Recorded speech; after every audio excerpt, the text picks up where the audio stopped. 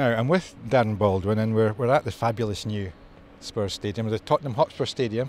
Is it? Tottenham Hotspur Stadium. It wasn't built overnight, was it? How long did it take the actual construction? It was 3.5 years all in. Obviously we were late, which obviously was frustrating to everyone. Yeah. None more so than us guys at the sharp end of it. But it was important that we got it right. And although we were, whatever it was, 8 months late, we're in, we've settled in, we're up and running. Now, between that time, the team were playing at Wembley. How did that impact upon you as a turf? You want to be there on a match day. You want to be in charge of what's happening on a match day. You weren't getting that opportunity. How did you cope? How was your week differ during that phase, and it will do now and did do prior to that? Well, we were still in the construction phase here, so for me it was very much not so much of an issue because I was hands-on with everything we were doing in the stadium. But for my team, we sent 2 guys over to work with our lads at Wembley full-time. Cole, obviously, was number 2 to Alan at the time when we first went there. But we just went to help them out, really, and we had 2 guys that went and did match days. Like I say, it was only to help them. There's a great team there and they know what they're doing. A little bit different in terms of having international teams and having a full league and having to do both. So we supplemented it. I did match days in the first year and I had 2 guys, as I say, full time that worked with Carl and his team. And from a grass man to be involved in the construction of a big facility like this, it's a completely different, out your comfort zone, I would imagine, to a large degree. What sort of decisions were you having to make during that time, and could you make decisions that made an impact during the construction stage? Yeah, I think so. I think it was looking at what's already out there, so air system, vacuum systems, the undersoil heating, but it was all how it worked in these trays.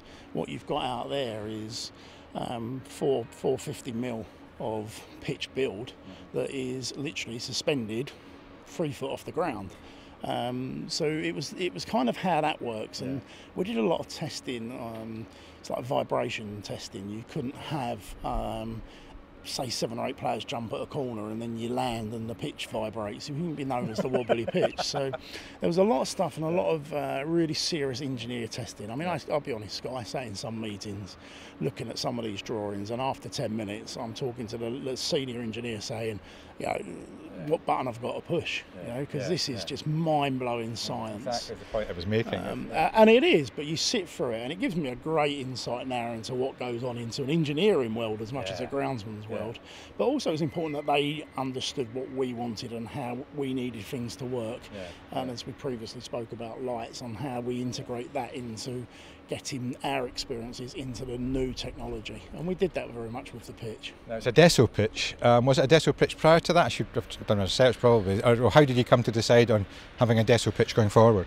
So it was a Deso Grassmaster pitch in the past, so as most people know, so that's the 8 inches stitched polypropylene twine.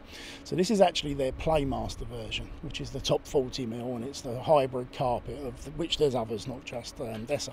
But we did a lot of testing at the training ground. We tested 8 different carpets, and we stuck with Playmaster, and we've had great results. You know, we've had some learning curves, and I think that was probably a good thing about going in late.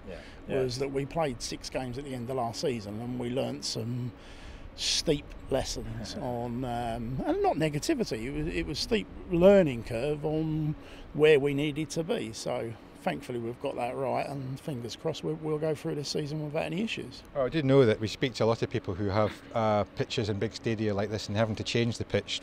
It was 2 or 3 times a season. I know lighting rigs have helped alleviate that, but how long do you expect this original pitch to stay there and before it needs to be changed again?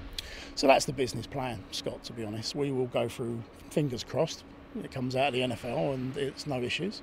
Then we'll go through to the end of the season, to mid-May.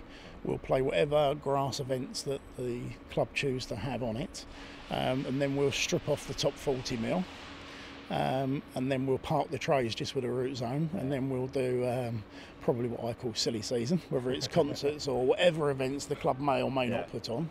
But whilst we're doing that, we've got another pitch growing as already, and we'll renovate that if we need to in the spring, and then that'll be ready to come back in mid-July ahead of the new season in August.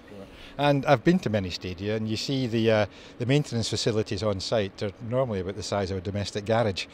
I haven't seen yours yet, but have you got sufficient space for all the kit that you have downstairs? Yeah, we have, absolutely. And when you do any design like this, there's always the architects will come around and you have your time with them, and it's a little bit of land grab. But I'm bigger than most, so I probably got more land. I grabbed more land at that stage. But no, the guys have got two suitably sized storage areas. They're either side of our access road in, so location's fantastic.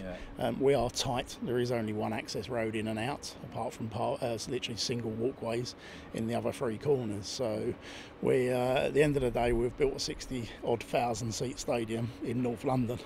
And drivable access is never great. No.